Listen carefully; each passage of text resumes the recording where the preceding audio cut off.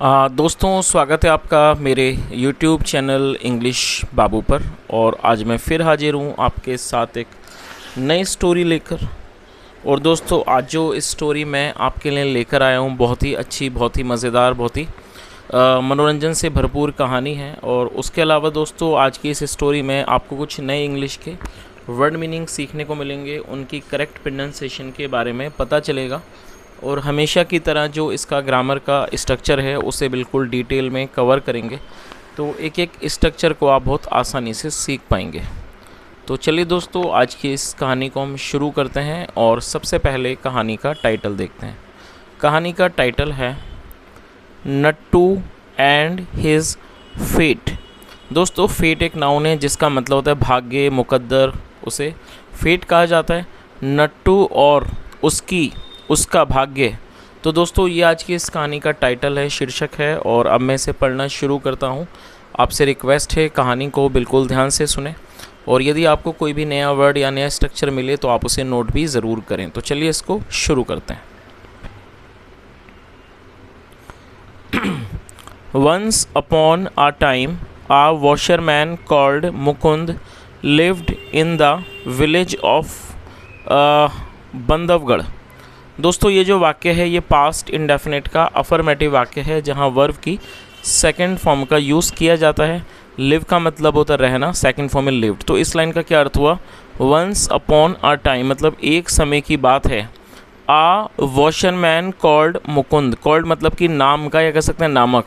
आ washerman called Mukund, एक मुकुंद नाम का धोबी। लिव्ड इन द विलेज, रहता था। कहाँ रहता था? इन the village of Bandhavgarh, Bandhavgarh गांव में। तो इस पूरी लाइन का क्या अर्थ निकला? Once upon a time a washerman called Mukund lived in the village of Bandhavgarh, मतलब एक समय की बात है, मुकुंद नामक एक धोबी एक बंधवगढ़ गांव में रहता था। Every morning he collected clothes from the people in the village. और दोस्तों, ये भी हमारा पास्ट इंडेफिनिट का अफर्मेटिव वाक्य है, जहाँ वर्ब की सेकंड फॉर्म का प्रयोग किया जाता है। कलेक्ट का मतलब होता है इकट्ठा करना, second form collected. Every morning मतलब कि हर सुबह। ही collected clothes from the people in the village, from मतलब से, मतलब कि हर सुबह वह गाँव से, मतलब कि गाँव में लोगों से कपड़े इकट्ठे करता। ही मतलब कि वह, देन फिर, वॉश्ड उनको धोता, क्लीन्ड उन्हें साफ़ करता, आयरन उन पर प्रेस करता मतलब इस्त्री करता, and returned them every evening और उन्हें हर शाम उनको वो लौटा देता। चलिए आगे देखिए।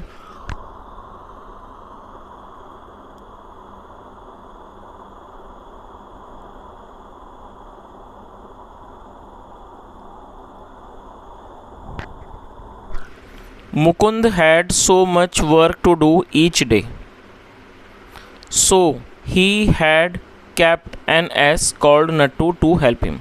दोस्तों, ये जो वाक्य है ये हमारा पास्ट का पजेसिव वाक्य है। पास्ट पजेसिव का मतलब होता है जब हम पास्ट में कोई ऐसा वाक्य बनाते हैं जहाँ हम ये दिखाना चाहते हैं कि पास्ट में किसी के पास कुछ था।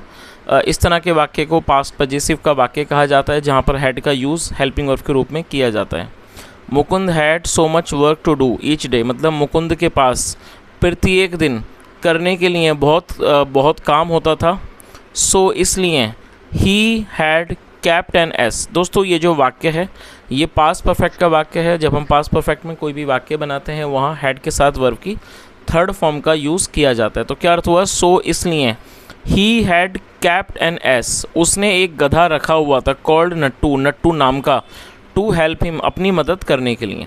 आगे देखिए। The dirty clothes that Mukund collected from the people, जो डर्टी क्लॉथ्स मतलब जो गंदे कपड़े होते थे, that Mukund collected from the people, जो मुकुंद लोगों से इकट्ठे करता था। एंड द क्लीन क्लॉथ्स, और जो साफ़ कपड़े होते थे, that he had to return, जो उसको वापस देने होते थे। Mukund loaded all those heavy bundles of clothes over Nattu, जो मुकुंद था, और ये लोड करने मतलब लाद देना, सेकंड फॉर्म में लोडेड, वो लाद देता था ऑल दोज हैवी बंडल्स, जो वो सभी भारी जो गट्ठर होते थे, ऑफ क्लॉथ्स कपड़ों के, किस पर? ओवर नट्टू, नट्टू के ऊपर। आगे देखिए। Mukund even sat on Nattu to travel long distance across the village. क्या अर्थ हुआ? जो मुकुंद था इवन सेट ऑन नट्टू, वो नट्टू के ऊपर बैठ भी जाता था। और दोस्तों ये जो वाक्य है ये भी पास्ट का अफर्मेटिव वाक्य है और सेकंड फॉर्म का यूज़ यहाँ किया गया है, सिट मतलब बैठना और सेकंड फॉर्म है sat. Mukund even sat on Nattu to travel long distances. जो मुकुंद था वो नट्टू के ऊपर बैठ भी जाता था to travel long distances across the village. गांव में लंबी यात्राओं को, लॉन्ग डिस्टेंस का मतलब लंबी यात्राएं, लंबी दूरी की यात्राओं को करने के लिए वो नट्टू के ऊपर बैठ भी जाता था। Whenever he felt very tired, जब भी उसे बहुत ज़्यादा थकान महसूस होती थी। चलिए आगे देखिए। Since many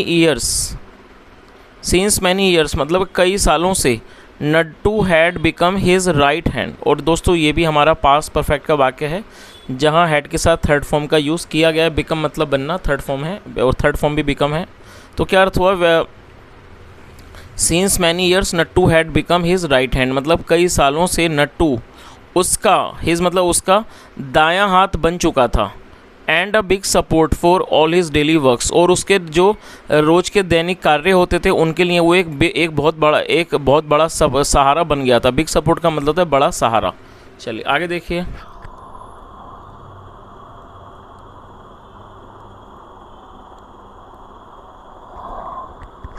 but one day Mukund realise that Nattu had grown very old and feeble over the years. क्या अर्थ हुआ? और दोस्तों ये भी हमारा पास्ट परफेक्ट का वाक्य है जहाँ पर हेड के साथ थर्ड फॉर्म का यूज़ किया गया है। GROW ग्रो, आप इसे नोट कर सकते हैं। ग्रो की थर्ड फॉर्म में ग्रोन, जिसका मतलब होता है उम्र का बढ़ना या किसी चीज़ का बढ़ना। तो क्या अर्थ हुआ? और ये आयु के लिए भी लगाया जाता है। बट वन डे, एक दिन, मुकुंद रियलाइज का मतलब एहसास होना, और ये सेकंड फॉर्म में मुकुंद को एहसास हुआ, मुकुंद को एहसास हुआ कि Nattu had grown very old, कि जो नट्टू है वो बहुत ज़्यादा बूढ़ा हो चुका है। Had grown very old and feeble का मतलब है दुर्बल, कमज़ोर, और कमज़ोर हो चुका है ओवर द ईयर्स, कई सालों में। मुकुंद थॉट टू हिमसेल्फ, और थिंक, और ये थिंक की सेकंड में thought, Mukund thought to himself, Mukund ने मन में सोचा। This Nattu has served me, मतलब इस नट्टू ने मेरी सेवा की है। फॉर सो लॉन्ग, मतलब काफ़ी लंबे समय तक। और दोस्तों यहाँ पे हैज़ के साथ थर्ड फॉर्म का यूज़ किया गया। ये प्रेजेंट परफेक्ट का वाक्य है। सर्व का मतलब होता है सेवा करना, और ये थर्ड फॉर्म है। तो इस पूरी लाइन का क्या अर्थ निकला? This Nattu has served me for so long, मतलब इस नट्टू ने मेरी लंबे समय तक सेवा की है। बट लेकिन, नाउ अब, it is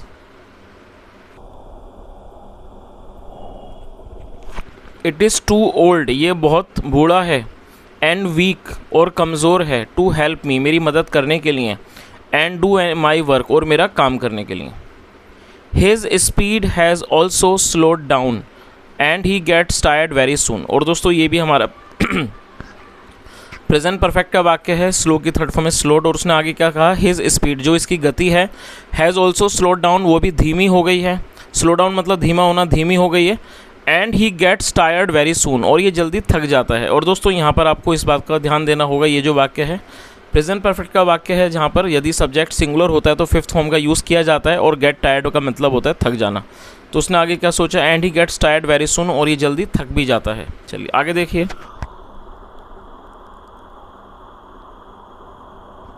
he can not even take care of himself, मतलब ये अपने आप का भी ध्यान नहीं, देखभाल, टेक केयर मतलब का ध्यान नहीं रख सकता। If I leave him alone, यदि मैं इसको अकेला छोड़ देता हूँ। द अदर स्ट्रॉन्ग एनिमल्स, जो दूसरे ताकतवर जानवर हैं। एंड द विलेजर्स, और गांव वाले। ऑलवेज ट्रबल, हमेशा परेशान करेंगे। एंड स्केयर हिम, मतलब उसे हमेशा परेशान करेंगे और डराएंगे अलॉट, बहुत ज़्यादा। तो उसने क्या सोचा कि यदि मैं इसको अकेला छोड़ देता हूँ तो जो दूसरे मजबूत ताकतवर जानवर हैं और जो गांव वाले हैं, always trouble and square him a lot, वो उसे हमेशा तंग करेंगे और उसे हमेशा बहुत डराएंगे। चलिए आगे देखिए।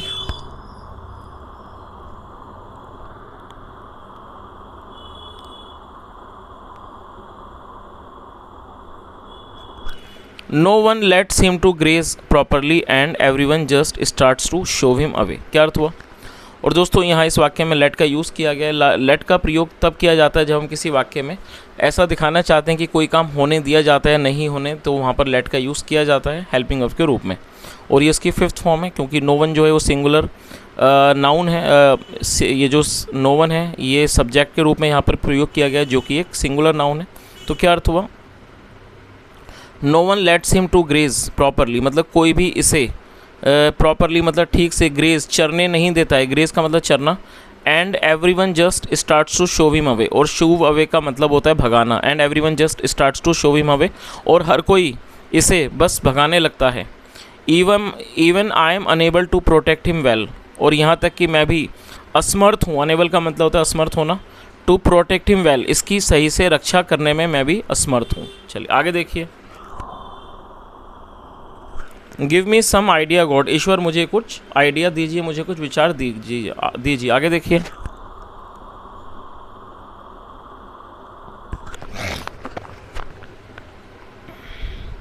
Suddenly one night Mukund found a dead tiger near the river, और दोस्तों ये भी पास्ट का ही अफर्मेटिव वाक्य है, जहाँ सेकंड फॉर्म का यूज़ किया गया है, फाइंड मतलब पाना, और सेकंड फॉर्म है फाउंड।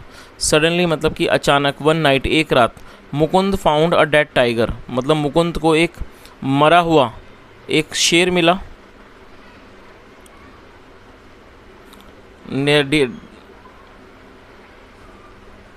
मरा हुआ एक बाघ मिला, dead tiger, near the river नदी के पास।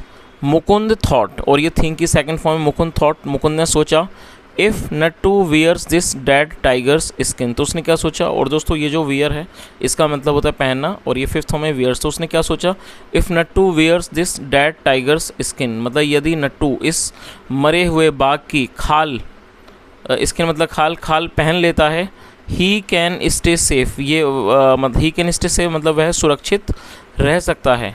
माई नट्टू विल स्केयर एवरीवन, जो मेरा नट्टू है वो हर सबको डरा देगा।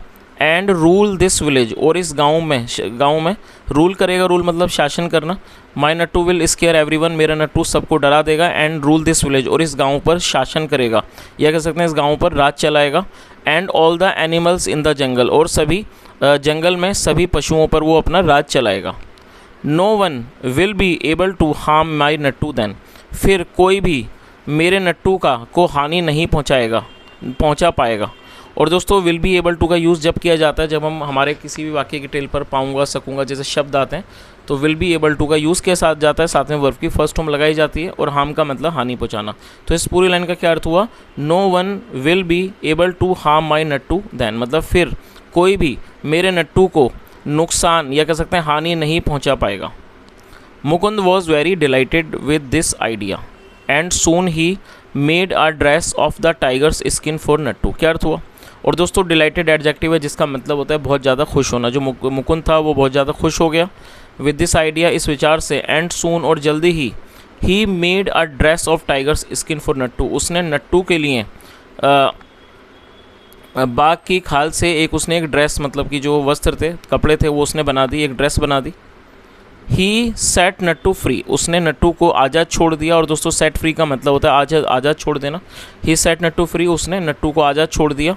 टू रोम, घूमने के लिए। And graze alone in the crop fields, और ग्रेज करने के लिए, चरने के लिए अलोन अकेले।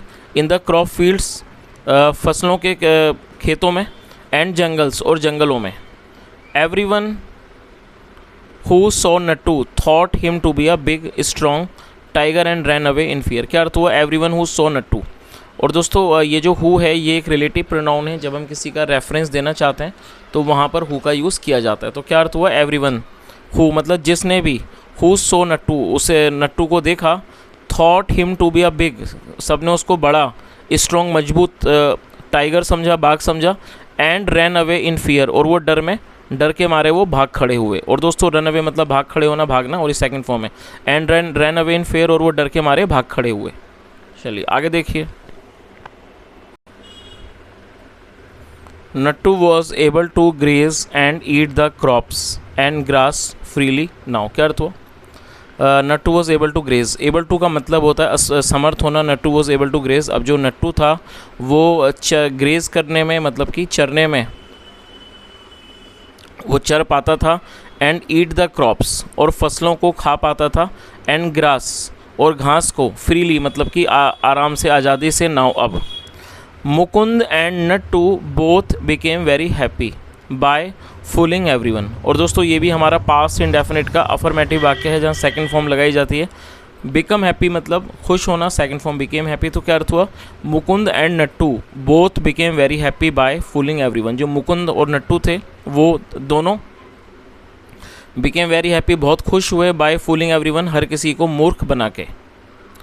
वन डे एक दिन, it was a harvest season. Harvest season का मतलब होता है फसल का मौसम। It was a harvest season, ये एक फसल का दिन, फसल का सीज़न था, फसल का मौसम था। A farmer wearing a grey blanket came to the field where Nattu was also grazing। क्या अर्थ हुआ, अ फार्मर मतलब कि किसान, wearing a grey blanket एक ग्रे मतलब कि एक भूरा, ब्लैंकेट कंबल ओढ़कर, वेयर कर का मतलब ओढ़कर, केम टू द फील्ड वो खेत में आया, वेयर जहाँ, नट्टू वॉज ऑल्सो ग्रेजिंग जहाँ नट्टू भी चर रहा था, was also grazing. Just when the farmer bent down to wedge and pluck some crops. क्या अर्थ हुआ, जस्ट वैन मतलब तभी, when the farmer bent down. और दोस्तों बेंट डाउन का मतलब था झुकना। फार्मर बेंट डाउन, जो फार्मर था, किसान था, नीचे झुका। टू वेज काटने के लिए, एंड प्लग तोड़ने के लिए, सम क्रॉप्स थोड़ी फसल को। Nattu foolishly mistook that the bent farmer was an S like him. जो नट्टू था, फुलिशली मतलब मूर्खता से, मिस्टुक उसने गलत मतलब कि गलत समझ लिया, दैट की द बेंट फार्मर जो कि झुका हुआ जो किसान है, was an S like him वो उसी की तरह एक गधा है। तो उसे गलत फहमी होगी कि ये जो किसान है, क्योंकि वो कंबल ओढ़े हुआ था तो उसे गलत फहमी होगी ये भी उसी की तरह एक गधा है। Nattu got very excited to see a fellow ass in the same field. क्या अर्थ हुआ। और दोस्तों यहाँ पे देखिए एडजेक्टिव का यूज़ किया गया है, और आपको ये चीज़ याद रखनी है कि जब आप किसी भी एडजेक्टिव को वर्ब बनाना चाहते हैं तो आपको एक सपोर्टिंग वर्ब का यूज़ करना होता है। तो गेट एक्साइटेड का मतलब उत्साहित होना, सेकंड फॉर्म में गॉट एक्साइटेड। तो क्या अर्थ हुआ, नट्टू गॉट वेरी एक्साइटेड। जो नट्टू था वो बहुत ज़्यादा एक्साइटेड हो गया, उत्साहित हो गया, to see a fellow ass एक साथी गधे को देखकर, इन द सेम फील्ड उसी खेत में एक साथी गधे को देखकर जो नट्टू था वो बहुत ज़्यादा उत्साहित हो गया। ही स्टार्टेड टू ब्रे लाउडली। ब्रे का मतलब होता है रेंकना, जो गधे चिल्लाते हैं उसको ब्रे कहा जाता है। ही स्टार्टेड टू ब्रे लाउडली और वो ज़ोर से रेंकने लगा, रेंकना उसने शुरू कर दिया। विद जॉय मतलब कि खुशी से, आनंद से। And ran closer towards the farmer, और ये रन की सेकंड फॉर्म में ran. And ran closer towards the farmer, और वो फार्मर की तरफ दौड़ा, मतलब उसकी तरफ वो दौड़ा। रैन क्लोजर टुवर्ड्स द फार्मर, और वो फार्मर की तरफ मतलब किसान की तरफ दौड़ा। The farmer heard Nattu's real voice and realise that it was an ass. और दोस्तों यहाँ पर नट्टू के बाद एपिस्ट्रोफी एस का यूज़ किया गया, जिसका अर्थ होता है का की के। जब हम किसी नाम के साथ या व्यक्ति के साथ को जोड़ते हैं तो एपिस्ट्रोफी एस का यूज़ किया जाता है। The farmer heard Nattu's real voice, और ये हियर की सेकंड फॉर्म में हर्ड, जिसका मतलब होता है सुनना। जो फार्मर था, किसान था, उसने नट्टू की जो रियल वॉइस थी, जो असली आवाज़ थी, उसको उसने सुन लिया। एंड रियलाइज्ड और उसे एहसास हुआ, उसे पता चला कि इट वॉज एन एस की वो एक गधा है। ओ माई गॉड मेरे ईश्वर, this was not a tiger मतलब ये एक बाघ नहीं था। हु वुड किल मी जो मुझे मार देता, बट लेकिन ही वॉज एन एस ये एक गधा है। हु वॉज ग्रेजिंग जो चर रहा था। And finishing the crops in my fields और मेरे फिनिशिंग द क्रॉप्स और वो फसल को फिनिश कर रहा था, ख़त्म कर रहा था। इन माई फील्ड्स मेरे खेतों में। Since so many months since so many months मतलब कि कई महीनों से। चलिए आगे देखिए। Mukund how dare you, Mukund तुम्हारी हिम्मत कैसे हुई। एंड योर एस और आपके गधे की। ट्राई टू फूल मतलब बेमूर्ख बनाने की कोशिश करने की। एंड स्केयर एवरीवन और सबको डराने की। नाउ अब यू वेट तुम इंतज़ार करो। एंड वॉच और देखो। व्हाट आई डू नेक्स्ट कि मैं आगे क्या करता हूँ। The farmer babble to himself, babble का मतलब होता है बुदबुदाना। जो फार्मर था बेबल टू हिमसेल्फ वो उसने अपने मन मतलब कि अपने आप से ही वो बड़बड़ाया। इन डीप एंगर बहुत ज़्यादा गुस्से में, क्रोध में वो अपने आप ही बड़बड़ाया। ही क्विकली किल्ड नट्टू और उसने जल्दी से नट्टू को मार दिया। चलिए दोस्तों अब इस कहानी का मॉरल है वो भी एक बार देख लेते हैं। Even 1000 disguises can not change your one real identity. क्या अर्थ हुआ दोस्तों, आप इस वर्ड को नोट कर लीजिए। डिस्गाइज का मतलब होता है वेश, और ये इसका प्लूरल नाउन है। इवन 1000 डिस्गाइजेस मतलब कि हजारों जो वेश हैं, can not change your one real identity, वो भी आपकी जो असल जो पहचान है, आइडेंटिटी है, उसको वो नहीं बदल सकते हैं। तो दोस्तों ये आज की एक छोटी सी कहानी थी, अच्छे से मॉरल के साथ। यदि आपको कहानी अच्छी लगी और आपने कुछ सीखा हो तो आपसे रिक्वेस्ट है, वीडियो को लाइक करें, शेयर करें, चैनल को भी सब्सक्राइब करें, और कोई सुझाव हो तो कमेंट के माध्यम से बताएं। सुनने के लिए thank you so much. Have a nice day and bye.